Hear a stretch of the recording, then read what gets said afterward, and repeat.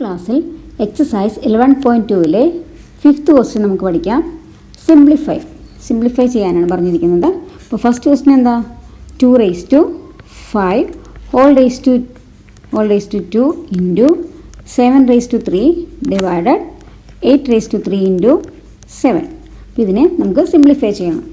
അപ്പോൾ ഇതിൽ 2 raised to 5 all raised to 2 ഇത് ഏത് ഫോമിൽ എടുക്കുന്നത്? എക്സ്പൊണൻഷ്യൽ ലോയിൽ a raised to m all raised to n എന്നുള്ള ഫോമിലാണ് ഉള്ളത് അല്ലേ? ഇപ്പോൾ എക്സ്പൊണൻഷ്യൽ ലോയൊക്കെ നമ്മൾ കഴിഞ്ഞ ക്ലാസ്സുകളിൽ പറഞ്ഞു തരുന്നതാണ്. അപ്പോൾ a raised to m all raised to n എന്ന് പറയുമ്പോൾ എങ്ങനെ ചെയ്യേണ്ടത്? ഇതുപോലെ ഓഫ് ബ്രാക്കറ്റിലാണെന്നുണ്ടെങ്കിൽ പവേഴ്സ് തമ്മിൽ മൾട്ടിപ്ലൈ ചെയ്യണം. a raised to m into n ചെയ്യണം. അപ്പോൾ ഇവിടെ എന്തായിരിക്കും ചെയ്യേണ്ടത്? 2 raised to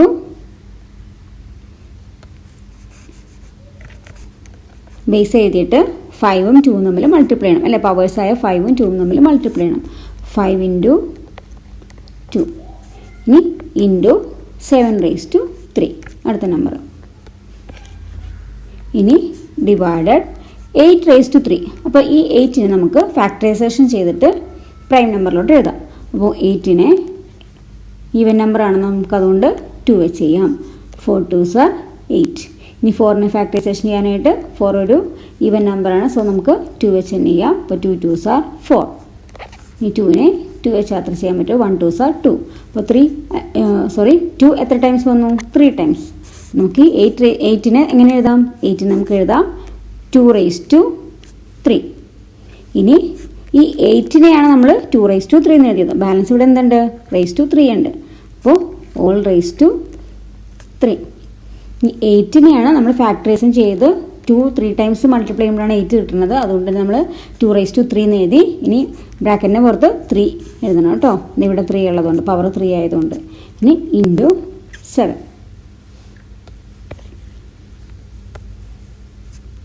ഇനി നെക്സ്റ്റ് എന്ത് എഴുതാം? 2 raised to 5 into 2 എന്ന് പറയുമ്പോൾ 10. 2 raised to 10 into 7 raised to 3 divided. ഇപ്പോൾ ഇവിടെ ഏത് ഫോമിൽ എടുക്കണേ? നമ്മൾ നേരത്തെ ചെയ്ത a raised to m all raised to n എന്നുള്ള ഫോമിലാണ് ഇപ്പോൾ ഇതുള്ളത് അല്ലേ? അപ്പോൾ നമുക്ക് എന്ത് ചെയ്യണം? പവേഴ്സ് തമ്മിൽ മൾട്ടിപ്ലൈ ചെയ്യണം. അങ്ങനെ നമ്മൾ പഠിച്ചിട്ടുള്ള എക്സ്പൊണൻഷ്യൽ ലോ പ്രകാരം. അപ്പോൾ 2 raised to 3 into 3 എന്ന് എഴുതുക. പവേഴ്സ് തമ്മിൽ മൾട്ടിപ്ലൈ ചെയ്യുക ഇൻറ്റു 7. ഇനി 2 raised to 10 into 7 raised to 3 divided. ഇപ്പോൾ 2 raised to 3 into 3 എന്ന് പറയുമ്പോൾ 2 raised to 9 into 7. ഓക്കെ. ഇനി ഇവിടെ ഡിവിഷനാണ് പറഞ്ഞിരിക്കുന്നത് അല്ലേ? ഡിവിഷൻ അതുപോലെ ബേസ് സെയിം ആണ്. ഇവിടെ നോക്കി, ഇവിടെ 2 ഇവിടെ 2, ഇവിടെ 7 ഉണ്ട്, അതുപോലെ തന്നെ 7 ഉണ്ട്. അപ്പോൾ ബേസുകൾ 7 ആണ്. അത് ബേസ് സെയിം ആണെങ്കിൽ എന്ത് ചെയ്യണം? ബേസ് സെയിം ആകുമ്പോൾ a raised to m division a raised to n. ഇതുപോലെ ബേസ് സെയിം ആണെങ്കിൽ നമുക്ക് അതിൻ്റെ പവേഴ്സ് തമ്മിൽ മൈനസ് ചെയ്താൽ മതി. നമ്മൾ പഠിച്ചിട്ടുള്ളതാണ് എക്സ്പൊണൻഷ്യൽ ലോ. അപ്പോൾ അതുപോലെ നമുക്ക് ഇവിടെ സെയിം ബേസ് ചെയ്താൽ 2. അപ്പോൾ 2 raised to ഇവിടെ പവർ 10 ആണ്. 10ൽ നിന്ന് എന്ത് മൈനസ് ചെയ്യാം? താഴെയുള്ള ഈ 9 മൈനസ് ചെയ്യാം. ഓക്കെ. ഏത് ലോ പ്രകാരം? ഈ ലോ പ്രകാരം. ഓക്കെ. സെയിം ബേസ് ആണെങ്കിൽ, പവേഴ്സ് ഡിഫറൻറ്റ് ആണെങ്കിൽ പവേഴ്സ് തമ്മിൽ മൈനസ് ചെയ്യാം. ഇനി ഇൻറ്റു അതുപോലെ തന്നെ ഇവിടെ 7, ഇവിടെയും 7 സെയിം ബേസ് അല്ലേ? അപ്പോൾ 7 raised to 3ൽ നിന്ന് ഇവിടെ നോക്കിയാൽ ഇവിടെ 7 ആണ്. അപ്പോൾ 7 മാത്രമേ ഉള്ളൂ, നമ്പർ മാത്രമേ ഉള്ളൂ എന്നുണ്ടെങ്കിൽ അതിൻ്റെ പവർ 1 ഉണ്ട് അല്ലേ? ഒരു സംഖ്യ മാത്രം എങ്ങനെ എഴുതണമെങ്കിൽ അതിൻ്റെ പവർ 1 ആണ്. 1 ടൈം മൾട്ടിപ്പിൾ ആണ്. അപ്പോൾ അതുകൊണ്ട് തന്നെ ഇവിടെ ഒരു 1 ഉണ്ട്. അപ്പോൾ നമുക്ക് 3 minus 1 എഴുതാം. അതായത് ആൻസർ എത്ര കിട്ടും? 2 raised to 10 minus 9 എന്ന് പറയുമ്പോൾ 1. 2 raised to 1 into 7 raised to 3 minus 1 2. ഇത് 2 raised to 1 എന്ന് പറയുമ്പോൾ 2 തന്നെ അല്ലേ? 2 raised to 1 എന്ന് പറയുമ്പോൾ 2 തന്നെ. ഇനി 7 raised to 2 എന്ന് പറയുമ്പോൾ 7 എത്ര ടൈംസ്? 2 ടൈംസ് മൾട്ടിപ്ലൈ ചെയ്യണം. ഇങ്ങനെ തന്നെ എഴുതണം. കാരണം സിംപ്ലിഫൈ ആണ് നമ്മൾ പറഞ്ഞിരിക്കുന്നത്. സിംപ്ലിഫൈ എന്ന് വെച്ചാൽ അതിൻ്റെ ആൻസറിലോട്ട് എത്തണം. അപ്പോൾ അതുകൊണ്ട് ഈ 7 raised to 2 എന്ന് പറഞ്ഞാൽ എന്താ? 7 2 ടൈംസ് മൾട്ടിപ്ലൈ ചെയ്യണമെന്നാണ്. അപ്പോൾ അതുകൊണ്ട് തന്നെ 7 into 7 എഴുതുക. ഇനി 2 into 7 into 7 ചെയ്യാം. അപ്പോൾ എത്ര കിട്ടും answer? 98. 2 into 7, 14. 14 into 7, 98. The answer is 98. Question. 25 into 5 raised to 2 into t raised to 8 divided 10 raised to 3 into t raised to 4. അപ്പോൾ നമുക്ക് സിംപ്ലിഫൈ ചെയ്യുമ്പോൾ ഈ 25 എന്നുള്ളത് നമുക്ക് ഫാക്ടറൈസേഷൻ ചെയ്ത് ഫാക്ടേഴ്സ് ആയിരിക്കും മാറ്റാം. അപ്പോൾ 25 എന്നുള്ളത് എന്തിൻ്റെ സ്ക്വയറാണ്? 5 into 5. അപ്പോൾ നമുക്ക് അറിയില്ല എന്നുണ്ടെങ്കിൽ 25നെ ഫാക്ടർ ചെയ്യാം. അത് 5 5 25 അല്ലേ. ഇനി 5നെ 5 വെച്ച് മാത്രമേ ചെയ്യാൻ പറ്റുള്ളൂ. 1 5 5. അപ്പോൾ എന്ത് കിട്ടി? 5 2 times ഉണ്ടോ? അപ്പോൾ എന്തെഴുതാം? 25ന് നമുക്ക് 5 raised to 2 എന്ന് എഴുതാം. ഇൻറ്റു മനസ്സിലായില്ല അല്ലേ? 25 എന്നുള്ളത് 5 into 5 ആണ്. അതായത് 5 2 times മൾട്ടിപ്പിൾ ആണ്. അപ്പോൾ അതുകൊണ്ട് 5 raised to 2 എന്ന് എഴുതി. ഇനി നെക്സ്റ്റ് ഇവിടെ ഒരു 5 raised to 2 ഉണ്ട്, ക്വസ്റ്റ്യനിലുള്ളതാണ്. ഇൻറ്റു ഇനി t raised to 8. താഴെ 10 ഉണ്ട്. ഈ 10നെ നമുക്ക് എന്തെഴുതാം? 10നെ ഒന്ന് ഫാക്ടറൈസേഷൻ ചെയ്ത് നോക്കാം. നോക്കി, ഈവൻ നമ്പറാണ്. സോ 2 വെച്ച് ചെയ്യാം. 5 2s are 10. ഇനി 5നെ 5 വെച്ച് 1 5s are 5. അപ്പോൾ 2ഉം 5. നമുക്ക് ഈ 10നെ എന്തെഴുതാം? 2 into 5 എന്ന് എഴുതാം. ഇനി 10നെയാണ് 2 into 5 എഴുതിയത്. അപ്പോൾ എന്തെഴുതണം? ഇവിടെ ഒരു 3 ഉണ്ട്. all raised to 3 into t raised to 4. ഇനി ഇവിടെ 5 raised to 2 into 5 raised to 2. ഇവിടെ 2 പ്രാവശ്യം ബേസ് സെയിം ആയിട്ട് വന്നിട്ടുണ്ട്. അപ്പോൾ ബേസ് സെയിം ആണെങ്കിൽ അതിൻ്റെ പവേഴ്സ് തമ്മിൽ എന്ത് ചെയ്യണം? ആഡ് ചെയ്യണം. അപ്പോൾ നമുക്ക് എഴുതാം 5 raised to 2 plus 2. അതായത് ഇത് ലോ പ്രകാരം a raised to m into a raised to n. അപ്പോൾ എന്ത് ചെയ്യണം? a raised to m plus n എന്ന എക്സ്പോണൻഷ്യൽ ലോയിൽ നമ്മൾ പഠിച്ചതാണ്. അപ്പോൾ ബേസ് സെയിം ആയിട്ട് ആണെന്നുണ്ടെങ്കിൽ അതിൻ്റെ ബേസ് അതോറിൽ എഴുതിയിട്ട് പവേഴ്സ് തമ്മിൽ ആഡ് ചെയ്യണം. ഇനി into t raised to 8 divide. ഇവിടെ നോക്കിയേ 2 into 5 all raised to 3. ഇത് ഏത് ഫോമിൽ എടുക്കുന്നത്? അത് a into b all raised to m. ഇത് ബേസ് ഡിഫറെൻ്റ് ആണ് അല്ലേ. അപ്പോൾ ബേസ് നോക്കിയാൽ ഇവിടെ 2 ഇവിടെ 5. ബേസ് ഡിഫറെൻ്റ് ആയിട്ട് മൾട്ടിപ്ലൈ ചെയ്ത് ബ്രാക്കറ്റിൽ പുറത്തെന്തുണ്ട്? പവർ ഉണ്ട്. അപ്പോൾ ഇതെന്ന് വെച്ചാൽ എങ്ങനെയാണ്? a raised to m into b raised to m. a raised to m into b raised to m ആണ് നമുക്ക് എന്ത് എഴുതുന്നത്? a into b all raised to m എന്ന് എഴുതുന്നത്. അപ്പോൾ നമുക്ക് ഈ തന്നിരിക്കുന്ന 2 into 5 എന്നുള്ളത് ഈ ഫോർമാറ്റിലാണ് അല്ലേ. അപ്പോൾ നമുക്ക് ഇതിലോട്ടാക്കി മാറ്റാം. ഇതുപോലെ എഴുതാം. അതായത് ഫസ്റ്റ് ബേസ് എന്താണ്? 2. അപ്പോൾ 2 raised to പവർ എത്രയാണ്? 3. ഇതേ പവർ 3 ഇൻറ്റു ഇനി അടുത്ത ബേസ് 5. 5 raised to 3. പവർ 3 തന്നെയല്ലേ? മനസ്സിലായില്ലേ? കണ്ടോ? അപ്പോൾ ഈ ഫോർമാറ്റിലോട്ടാക്കി മാറ്റി നമ്മൾ. അപ്പോൾ 2 raised to 3 into 5 raised to 3 into t raised to 4.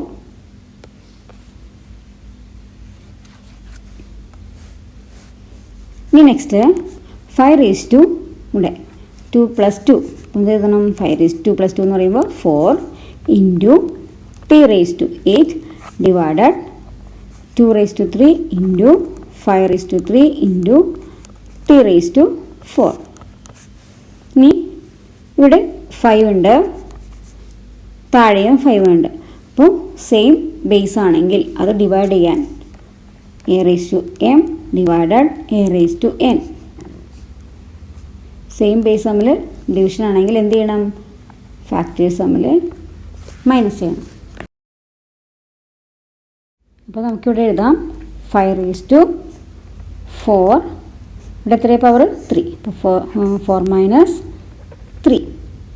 5 raised to 4 minus 3. ഇപ്പോൾ സെയിം ബേസിൻ്റെ നമ്മൾ പവേഴ്സ് സബ്സ്ട്രാക്ട് ചെയ്തു.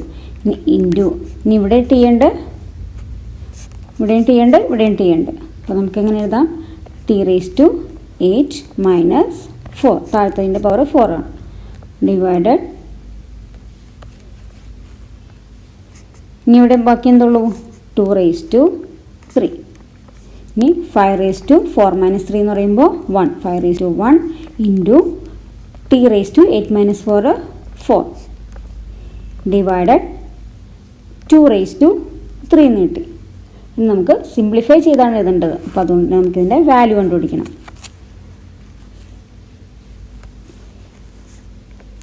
ഇനി 5 റേസ് ടു 1 ഇതിൻ്റെ ബാലൻസ് ഇവിടെ എഴുതുന്നതാണ്.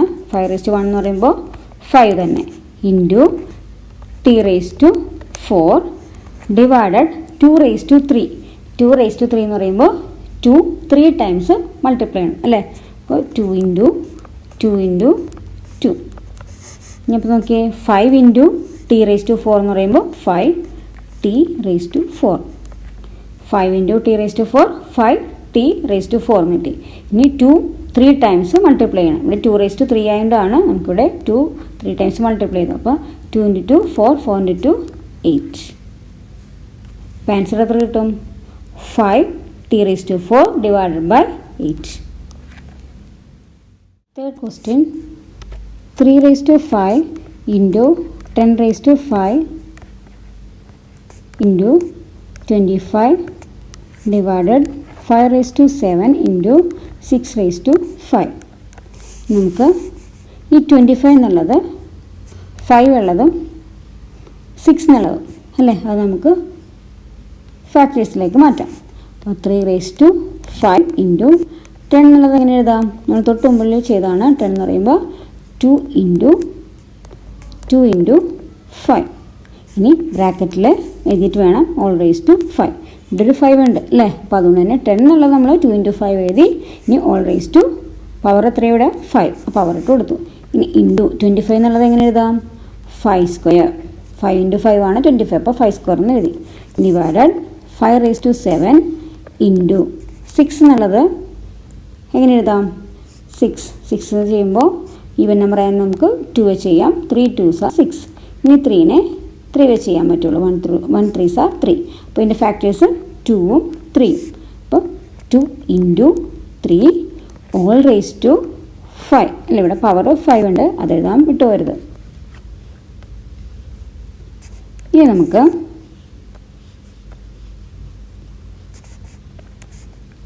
3 റേസ് ടു 5 ഇൻറ്റു ഇവിടെ 2 into 5 all raise to m എന്ന് പറയുമ്പോൾ നമ്മൾ നേരത്തെ എക്സ്പോണൻഷ്യൽ ലോ പ്രകാരം a raise to m into b raise to m is equal to a into b all raise to m എന്നുള്ള ഫോർമാറ്റിലാണ്. ഈ ഫോർമാറ്റിലാണ് എടുക്കുന്നത്. ഇത് ബേസുകൾ തമ്മിൽ ഡിഫറെൻ്റ് ആണ്. ബേസ് ഇവിടെ 2 ആണ്, ഇവിടെ 5 ആണ് അല്ലേ. അപ്പോൾ ബേസ് ഡിഫറെൻ്റ് ആണ്. പവേഴ്സ് പോലെ ചെയ്തിട്ടുണ്ടെങ്കിൽ നമുക്ക് എന്ത് ചെയ്യണം? അത് a raise to m into b raise to m ആണ്. അപ്പോൾ നമുക്ക് അതുപോലെ എടുത്തെഴുതാം. അപ്പോൾ 2 ഇൻറ്റു 5 ഓൾ റേസ് ടു 5 എന്ന് പറയുമ്പോൾ 2 raise to 5 into 5 raise to 5 എന്ന് എഴുതണം. ഇൻറ്റു നെക്സ്റ്റ് നമ്പറായ 5 റേസ് ടു 2.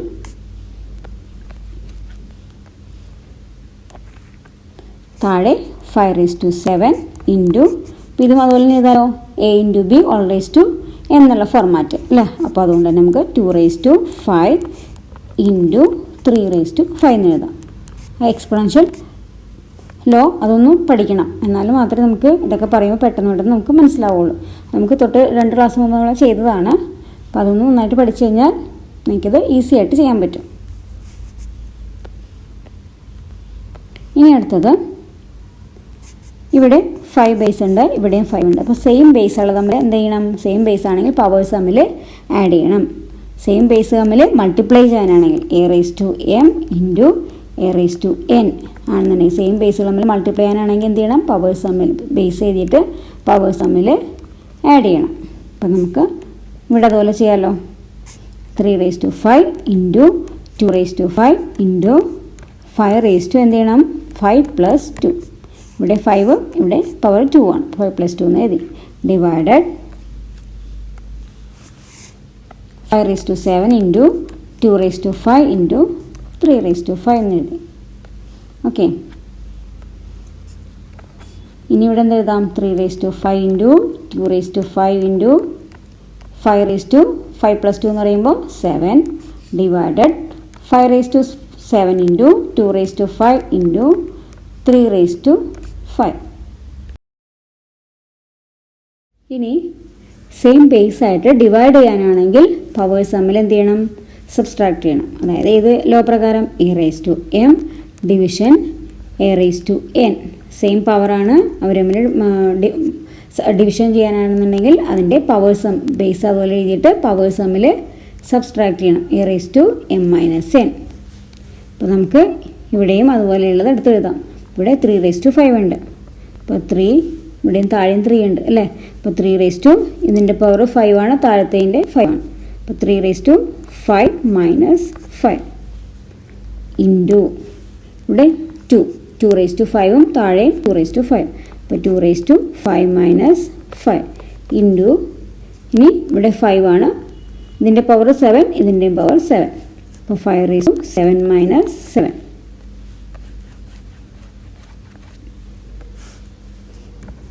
അപ്പോൾ 3/5 - 5 എന്ന് പറയുമ്പോൾ 3/0 ഇൻറ്റു 2/5 - 5 എന്ന് പറയുമ്പോൾ 0 ഇൻറ്റു 7 - 7 എന്ന് പറയുമ്പോൾ 0. അപ്പോൾ 3/0 ഇൻറ്റു 2/0 ഇൻറ്റു 5/0. അപ്പോൾ നമ്മളതൊരു എക്സ്പോണൻഷ്യൽ ലെവലിൽ പഠിച്ചിട്ടുണ്ട്. a⁻0 is equal to 1. അതായത് നമ്പറിൻ്റെ പവർ 0 ആണെങ്കിൽ അതിൻ്റെ വാല്യൂ എന്തായിരിക്കും? 1 ആയിരിക്കും. അങ്ങനെയാണെങ്കിൽ ഈ 3/0 എന്ന് പറയുമ്പോൾ അതിൻ്റെ വാല്യൂ എത്രയാണ്? 1 ഇൻറ്റു 2/0 എന്ന് പറയുമ്പോൾ അതിൻ്റെ വാല്യൂ 1 ഇൻറ്റു 5/0 1. 1 ഇൻറ്റു 1 ഇൻറ്റു 1 എന്ന് പറയുമ്പോൾ ആൻസർ ഈസ് 1. എക്സ്പോണൻഷ്യൽ ലോ നന്നായിട്ട് പഠിക്കുക. അത് പഠിച്ചു കഴിഞ്ഞാൽ നിങ്ങൾക്ക് നല്ല എളുപ്പമായിട്ട് ഈ പ്രോബ്ലം ചെയ്യാൻ പറ്റും. ഓക്കെ, അപ്പോൾ നിങ്ങൾക്ക് ഇന്നത്തെ എൻ്റെ ക്ലാസ് ഇഷ്ടപ്പെട്ടാൽ നിങ്ങൾ എൻ്റെ ഈ ചാനൽ സബ്സ്ക്രൈബ് ചെയ്യുക, നിങ്ങളുടെ ഫ്രണ്ട്സിന് ഷെയർ ചെയ്യുക. Okay, thank you.